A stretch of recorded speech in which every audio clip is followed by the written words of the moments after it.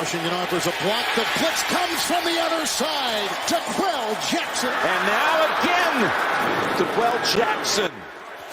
You're listening to Believe in Colts with co-hosts Lawrence Owen and DeQuell Jackson, bringing you the latest and greatest about the shoe. Brady, middle, intercepted by DeQuell Jackson. Play fake, Bryant, intercepted, picked off at the 5, touchdown DeQuell Jackson. Welcome back. I am here in Believe in Colts. Lawrence Owen. Sorry, we weren't able to get DeQuell today. He is still dealing with personal issues. It might be a little while before he comes back, but I have a great special guest with me, Stephen Holder of The Athletic. Thank you so much for taking time out after the pressers today to join us and record the show. Hey, you got it. I'm glad to be here, and definitely looking forward to DeQuell getting back in the lineup too. Absolutely. Now, just in case there are 2 or 3 viewers or listeners that don't know who you are, why don't you take a moment here to let people know a little bit about you and where they can find you? Yeah, so you can find me at The Athletic. I cover the Colts and the NFL at large. So we do tons of coverage there of all the teams in the NFL.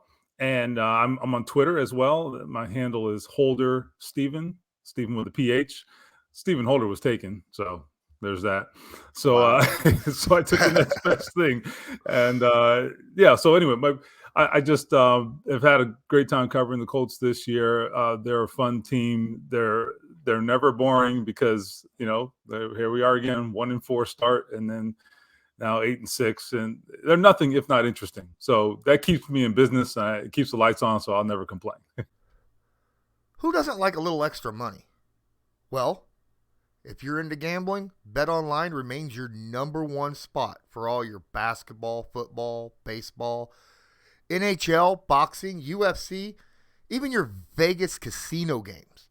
Don't wait to take advantage of all the amazing offers available for this season and the next. Head to the new updated desktop or mobile website to sign up today and receive your 50% welcome bonus on your first deposit. Just use our promo code BELIEVE50, that's BLEAV50, to receive your bonus. Bet online, where the game starts. Now, obviously, we're going to get to the Saturday night game in just a moment, but I have a question that I've not asked a guest yet this far into the season, and I thought I'd ask you, what are some differences, positive or negative, that you see difference between this year's Indianapolis Colts at this point of the season and last year's Indianapolis Colts at this point of the season? I think for one, last year's team, well, let me rephrase that. This year's team, I think there's been a definite rise in their performance over the course of the season. I think they had a little bit of a trend that way last year too, offensively, but not as much. I think there was just so much turmoil early this season that, I think they feel vindicated a little bit. They're not there yet. They haven't even clinched a playoff spot, right? But they do feel a little bit of vindication this year, I think, because they know what people were saying and they know how it looked and they know that it was daunting. I mean, how they saw it, they're not completely oblivious, even though they try to block out the outside. They know, and they know what 1-4 looks like. And it wasn't just that they were 1-4. It was just, it didn't look like they were functional in a lot of cases. A lot of the strengths of their team didn't look like strengths. What was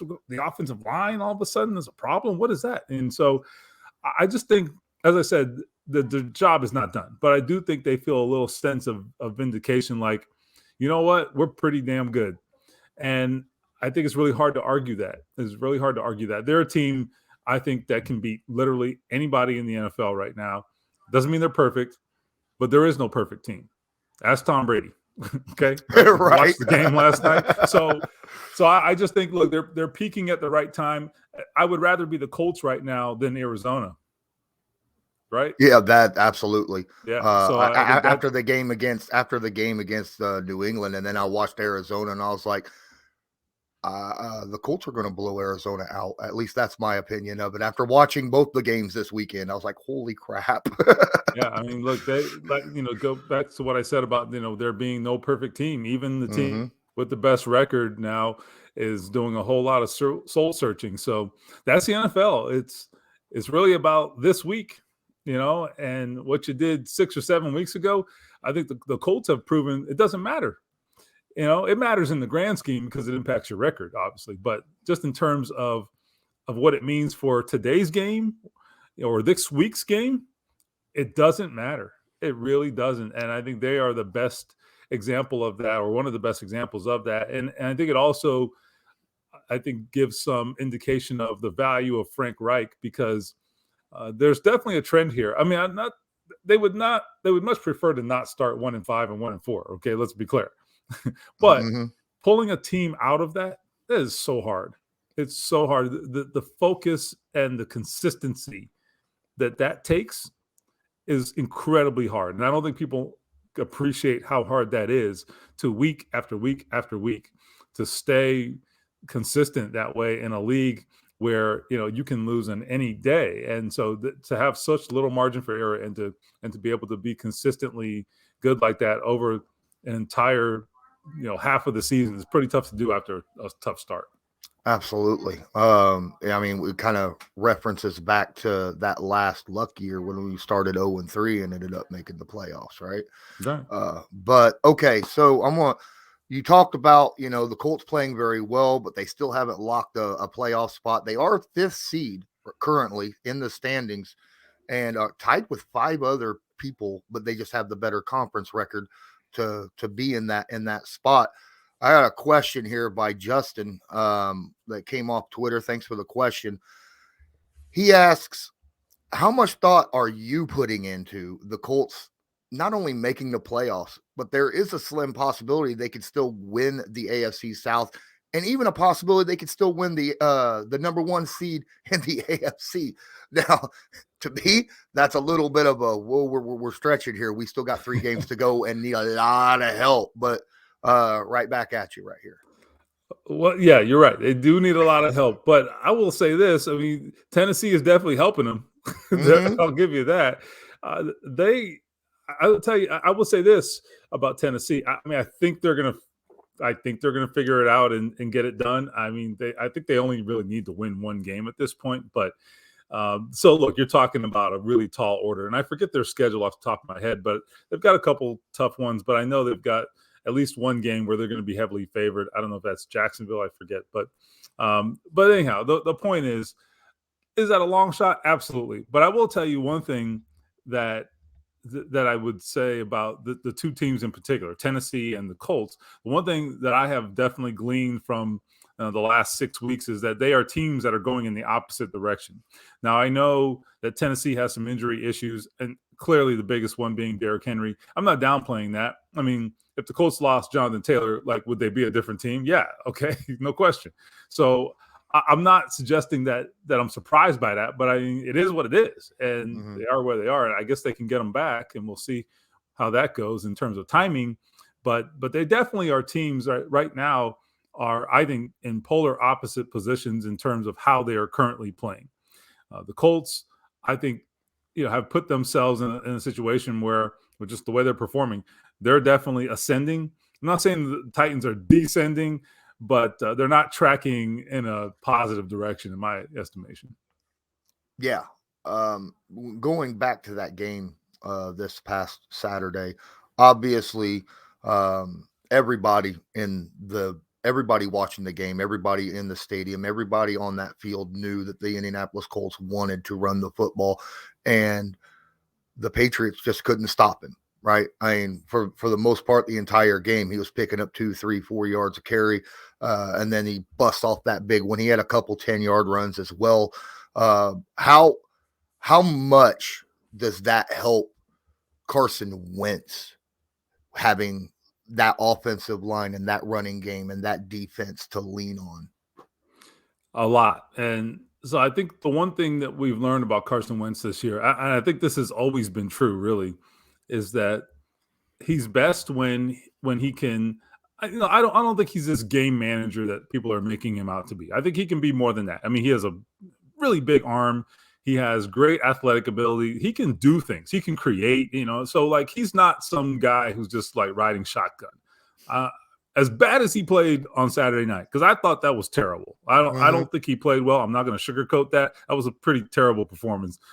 But at the same time, I think that they're not here without him. There's no question about it. They're not in this position without him because it all works together. The running game helps the quarterback. The quarterback helps the running game. Clearly, it helps a lot more when you've got a guy like Jonathan Taylor and you've got that offensive line. So I'm not going to also downplay that. But let's be honest now, okay? They would have a lot tougher time if they didn't have a quarterback who was capable of throwing it down the field. Okay, bring the safety up at your peril. Okay, They didn't hit any big ones on Saturday night, but they have hit some big ones this year. That's on tape.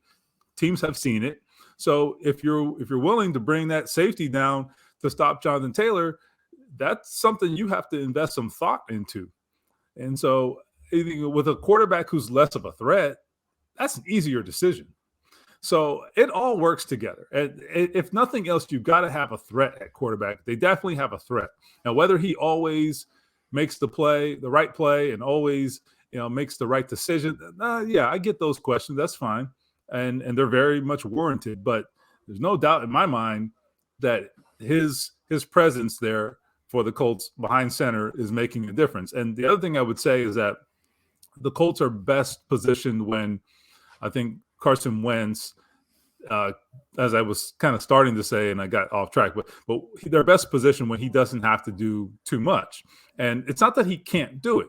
I don't want people to misunderstand this. It's not that he can't do it. He can make every throw. He can make any play. The thing is, I think when you start putting a lot on him, that's when the tendency to make the bad mistake happens.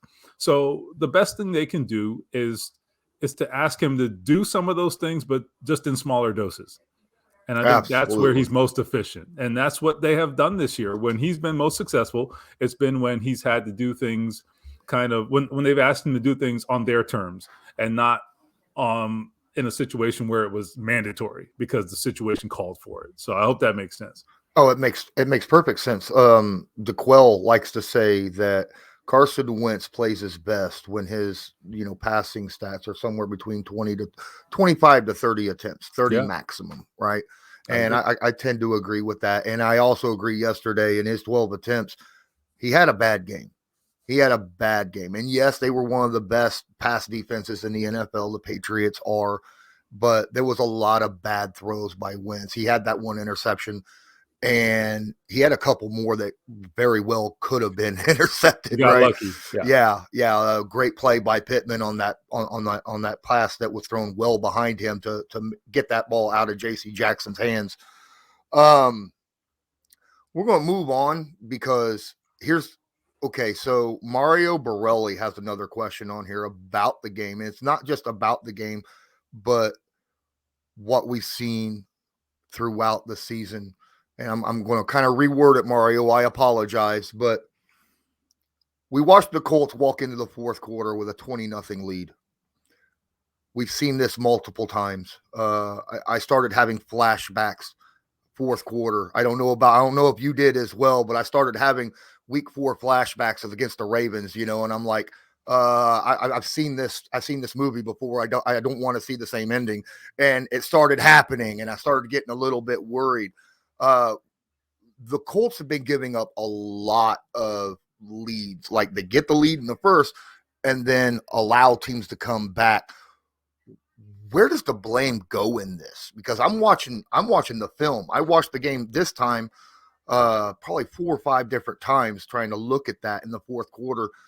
And after 12 minutes and 40 seconds left in the fourth quarter, 90% of the defensive plays, all the defensive backs were playing soft coverage. Is this traditional? Is this an Eberflus thing? Is this a player thing? Or is this just a common situation in the NFL? Well, in that particular situation, I think what you're trying to do there is you're trying to prevent the big play, which makes sense. I mean, strategically, that that actually, is probably what you want to do when you're protecting the lead. They figured in their mind, okay, if we keep everything in front of us, they'll have to go 10 or 12 plays to score. They'll run clock, and maybe they make a mistake, and they did get a couple interceptions in the game, right? So that's a sound strategy, I think. I mean, it doesn't mean it's going to work. It's just, I think it's probably what you want to do in that situation. However, to the original question in terms of why these leads have kind of gotten shaky in second halves, the interesting thing is that we're looking for a common thread, and I don't think there is one. The reason I say that is because I think if you look at these games, they've all played out in different fashions. So with the Tampa Bay game, for example, I really think the turnovers really, I mean, look, there are other considerations. I know we can talk about play selection, and there's a conversation to be had there. That's fine. But the turnovers really are what did it, right? I think if you don't give the ball back to Tom Brady 5 times, it's probably a different outcome. I mean, if with one fewer turnover, they probably win the game. I firmly believe that. With one fewer turnover, they probably managed to get out of there with the win. And then that conversation, right, about winning the division suddenly becomes a different conversation. But be that as it may, that was one thing. Then I think if you look at the second Tennessee game, I think Wentz did have a little bit of a meltdown in that game. There's no question about that. So, that was somewhat on him. There were other factors too. Certainly there's some defensive miscues that I think we can talk about. But I think, certainly Wentz took a lot of that on his shoulders. And I'm not going to argue him on that one. So, I think the Baltimore game, that's the other one I was going to mention. The Baltimore game, honestly, first of all, that was a Murphy's Law game, meaning everything that could go wrong went wrong. But honestly, if you really just break it down to really specific things, if they have a competent kicker who's not hurt in that game, they probably win. Let's just be honest, right? So I guess what I'm saying is, like, these aren't excuses. They're just, we're looking for explanations. And when you try to pinpoint the explanations, they're not the same. They're different for each of those games. So I think if you're trying to kind of square this in your head as a fan, what I would say is, in one respect, that's actually a positive thing. And I'll tell you why. Is because if it was the same recurring problem over and over, well, then that means your team has a problem they can't fix. Yeah. And the other good, I think, or the other consideration, I guess I should say, is this didn't happen against bottom-feeding teams. It happened against some of the best teams in the NFL. And if you make mistakes against teams like that, you will lose, right? So, you can kind of at least, you can sleep at night by kind of telling yourself theoretically, okay, we screwed up against Tom Brady. We lost. Yes. That's not very hard to accept. Lamar Jackson, we gave him a lot of opportunities and he beat you. Yes. That's not hard to accept, right? So I guess what I'm getting at is, it's terrible and it shouldn't happen. And they're going to have a lot of regrets about it, but I get it. And I also don't think it suggested there's some kind of fundamental problem with the team. So glass half full, I guess. Yep. With Buffalo, the Buffalo game, it put a lot of, in the fans' eyes at that time when we beat Buffalo, we can finally beat a good team. And now Buffalo has just went downhill. They won their last game, but they've lost quite a few in a row against good teams.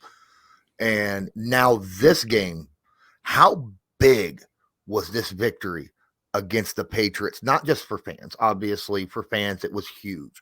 But for the organization itself? I think pretty big. I really think that, as you said, I think the Buffalo win, I think it's still a big deal for me and for them, not because they beat Buffalo, not because Buffalo is a contender, because we thought they were, and I don't know that they are now, right? I mean, at the start of the season, they were my pick for the AFC.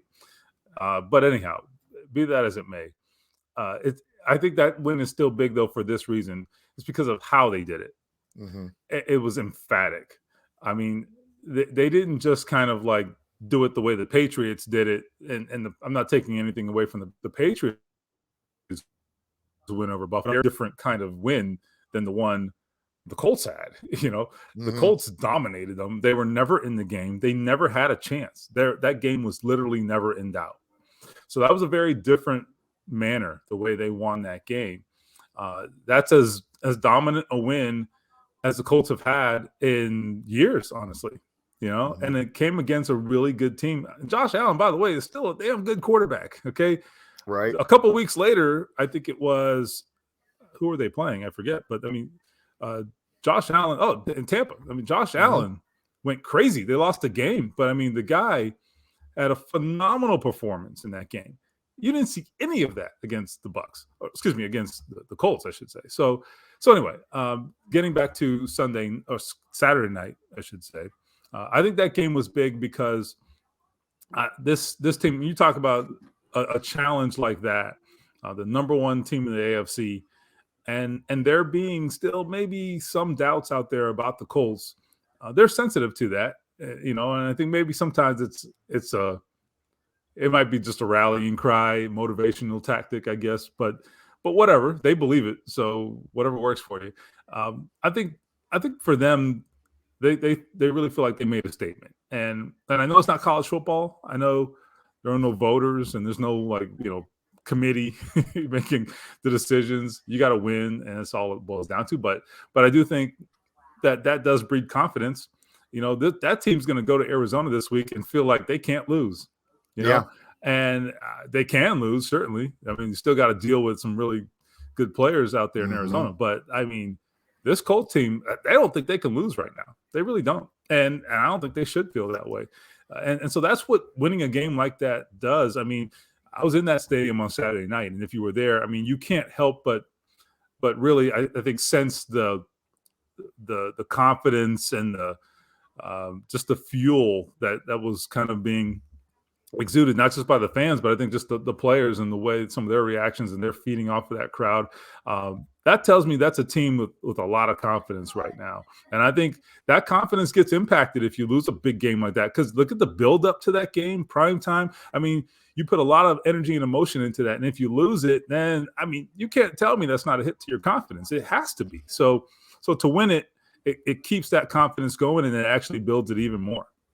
Oh, yeah. Losing a game that victory, I don't know if you saw Bill Belichick's press conference after the game, but he just did not want to talk to anybody. He was just like, we didn't play well.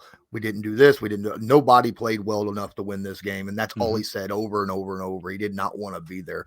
You talk about how, the Colts right now feel like they can't beat. They can't be beat. They have that high confidence. One of the reasons for that high confidence, they have 31 takeaways this year so far with 3 games left. I'm going to take you back to preseason before the season started. And Darius and them said 40 turnovers is our goal. And he basically got laughed out. Right. I mean, come on. We all did. Yeah. Even myself, I was like, 40, come on now. I get you want a high goal, but I mean, come on. They need 3 turnovers on average the last 3 games to reach that goal right now. What do you think is making this team so good at turning the ball over right now? I think it's a good question. And I think what I tell people is that doesn't happen by accident. You have to preach it. You have to teach it. You have to drill it. It has to be fundamental. And frankly, I think Matt Eberflus deserves a lot of credit, because we can quibble about coverages and why they play this coverage then or that time or this time. That is fine. That is totally fine. No coach is perfect. But I think where we sometimes don't give him enough credit is in how he develops players.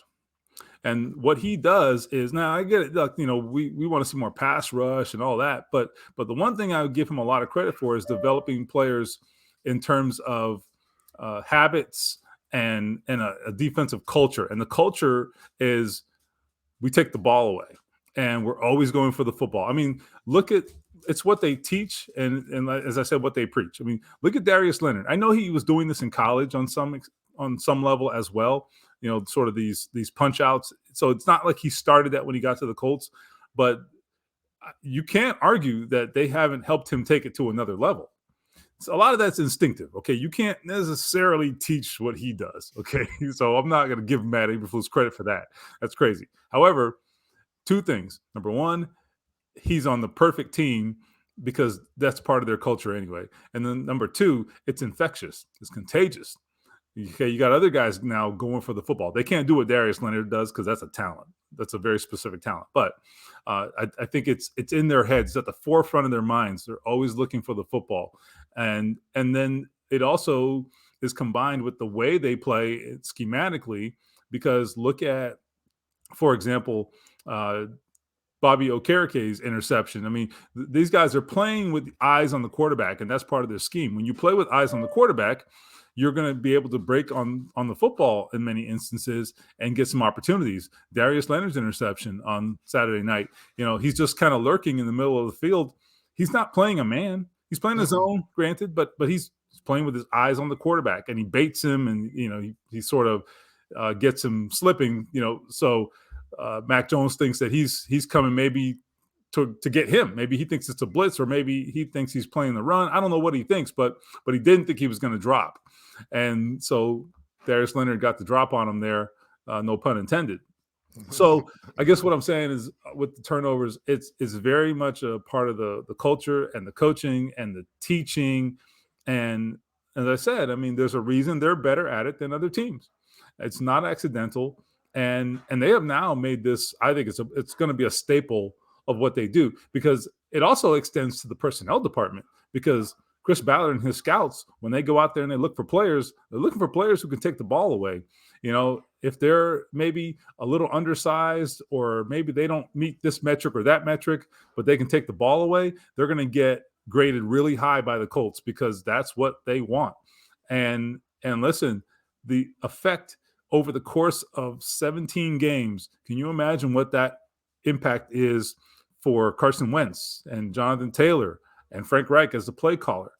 You give them all these extra opportunities. There's a reason the Colts are one of the highest scoring teams in the NFL right now, and a big reason for it is part of what we're talking about, takeaways. Absolutely.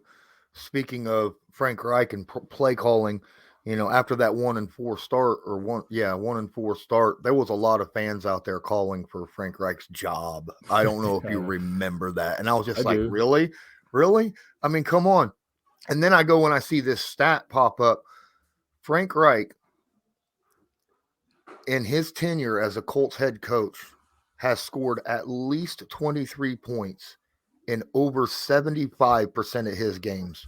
That's better than any Colts coach in history, right? Percentage-wise, scoring at least 23 points in his games. And he's 4-0 now, coming off the bye week. What are your thoughts on Frank Reich as a play caller and a head coach so far this season? I think he's a fantastic coach. And I mean, look, do I like the guy personally? Yes. I don't have any problem stating that. I mean, it's great when you can actually, have a working relationship with someone you actually like. I've covered coaches who I hated. so none here specifically, but I'm just saying, that's always a benefit. And I'm fine saying that. However, I can admit that and also be objective about it too. And I've written critical stories when they were warranted about Frank Reich. But the bottom line is, I think you got to take it on the whole and look at the entire picture. And there's no question, when you think about the inconsistency they have had at the quarterback position over these 4 years. I mean, no one in football has dealt with that. Okay, 4 different quarterbacks in 4 years. Any team that's dealt with that, I guarantee you, I don't know this off the top of my head, but I guarantee any team that has dealt with that is one of the absolute worst teams in football. I guarantee you. Because it just doesn't happen. And if it happens, you suck, generally. So it's not rocket science. I can say that without really even doing the math on it. I feel pretty confident. So anyway, so he's risen above that. And then you've also got a situation where they have had some difficulties at the start of their seasons. 2018, it's really not that it's really not that hard to understand why they started slow. I mean, think about it. They had new offense, new defensive schemes. Andrew Luck hadn't played for 2 years. You've got certainly a lot of new players in new positions. I mean, that's just a lot going on. And they were playing close games, right? So anyway, they come back from 1-5. You saw what they did in 2018. This year, very much the same. They started slow for very understandable reasons. I mean, they were a complete mess in training camp. We didn't see the entire roster till about 6 weeks in. Okay. Right. So yeah, they weren't very good to start the season. Duh. And I think you've seen what he's done. And I think held that ship sturdy and steady in what was a pretty big storm. That is a coach who has the full confidence and command of his players. And that is something that I think he has a talent for. Frank Reich, and I know you didn't ask me about this from this perspective. I know you're talking more so about the X's and O's, but I think this is important because I think sometimes the X's and O's don't work out if you don't have the player's confidence. And he does. I think the one other thing that I wrote about this a few years ago when he was in his first year, I kind of did it tongue in cheek, like, how does he not curse? T.Y. Hilton was telling me about a game where I forget which game it was, but something happened. He was so mad, and he's like, I thought he was going to curse, but he didn't. And what's my point is this, that he has this talent for being demanding, but also doing it in such a way that he instills confidence in the players. Jack Doyle has explained this to me really well. He said, it's really a very difficult thing to really get a lot out of your guys by being hard on them, but also, making them feel like they can do anything. And it's almost like good advice for us as parents. It's like, how do you encourage your kids, but also, be really demanding and make them understand that, like, second isn't good enough. Second place isn't good enough. You know what I mean? And that's what he does. It's a talent, and that's why he's a good leader. So now go to the meeting room, and you're talking about what you're going to run on Sunday, and how you get a player prepared during practice and all of that. All of that then comes into focus. Those tactics that he uses, that's how he uses those tactics in preparing his players. And then I think really when you just look at it from an X and O standpoint, I think that his play calling, I think very inventive. I mean, I look at the first touchdown on Saturday night. That's a fantastic play. Fantastic. That earned him $20. That's right. Well, I threw in 20 also, so I guess I'm in the hole. I got to get his memo. And I mean, how many teams out there are running stuff like that? Right. That we see some, but I mean, two things: to have the confidence to call that against a Bill Belichick defense, and also I think the understanding that you can utilize two of your best players who are really unique players, and Nyheim Hines and Jonathan Taylor. I've been a big advocate for getting those two guys on the field together. You can't do it all the time. Okay, because there's just too many moving parts to have two running backs out there all the time. But I think when you can do it, it opens up so many possibilities, and you're starting to see them do that more. I'm very, very much in favor of that. So anyway, I think you're seeing it in how they get role players to play key roles. Ashton Doolin, look at the role that he's had in maybe the past month. You wouldn't have predicted that, to start the season. He's done it with Zach Pascal the last 3 years, even though I think Zach has taken a little step back this year. Definitely, Zach Pascal, I think, benefited from being in this organization with that coach, and that list is very long too. There's lots of others. And all of that goes back to some of the things I was talking about earlier. His ability, Frank Reich's ability to get these guys to play confident and to get the best out of them. There are a lot of coaches who aren't capable of doing that at the same level. So he's definitely a guy who has proven that he can do that. Yeah, I've been we're coming up on an end. I've had you now for over 30 minutes, so I'll close this down for just one last statement, and then I'll let you talk about where people can find you again at the end of the show. But you were talking about having Jonathan Taylor and Nyheim Hines on the field at the same time. I was preaching that at the beginning of the year, especially when I knew who, Marcus Brady, and, he came from where he's come from and understands the RPOs. And I was like, that would be freaking awesome. Right. And we didn't see it early in the season. We've seen it a lot more the last 5-6 games. I would love to see more of that. I am 100% with you on that, where you get them, because that creates such a problem for the defense to figure out what you're going to do. Is Jonathan Taylor going to get the handoff up the gut? And then if you close in and pitch it out to Hines, you're screwed, because you done closed in on Taylor. And then if you fake that out and you brought a safety down, now you got, Carson Wentz, who you talked about earlier, can put the ball anywhere on the field, so it creates so many problems. First off, thank you so much for joining me today. I really appreciate it. It was an honor to have you on. Go ahead and tell people again, one more time before we get out of here, where they can find you. And if there's anything else that you want to, throw out there before we end this. Yeah. Well, I would just say the only last comment I would say is that I think that the Colts have I think that game Saturday night, I think, was probably a reminder of why you love following the Colts if you're a fan, And I just would say that it's been a long time since that stadium felt like that. And look, loud. Yeah, it was really loud. And I think Mac Jones can say what he wants. There's no question. The sound was a problem for them. There's no question about it. They were out of sorts and all that. But anyhow, so, I mean, look, if you were there as a fan and you're out there listening, look, you had a little hand in that. You had played a little tiny role in that. So, hey, pat yourself on the back. And anyway, what I'm saying is, I hope that continues, because listen, I've done this for 25 years, and I have covered good teams, terrible teams, teams somewhere in the middle, and there's nothing more enjoyable than when you're covering a team that matters and they're playing in games that matter. So I am all for it.